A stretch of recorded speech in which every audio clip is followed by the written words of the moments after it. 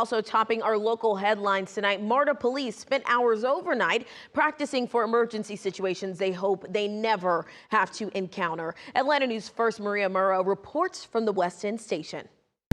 These drills are as close as officers can get to real-life emergencies. MARTA says they want their responders to be prepared to handle anything and everything that may come their way.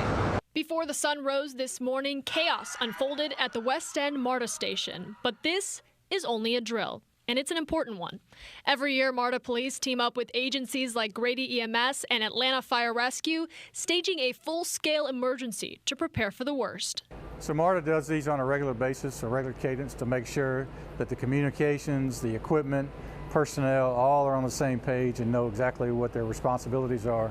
The exercise is designed to test how crews would respond to a real-life crisis. They train for anything and everything, with members of the public volunteering as mock victims and aggressors. We had a drone situation where drones were spraying unknown substance on individuals in the station, and we partnered with our fire rescue decontamination team to make sure that all their equipment were in order and how we process those individuals. And in one of the most intense moments, a smoke device actually caught on fire on board a MARTA bus, a real-life test in a simulated scenario. But these are the kind of things that in reality happen all the time, and we were able to practice that again.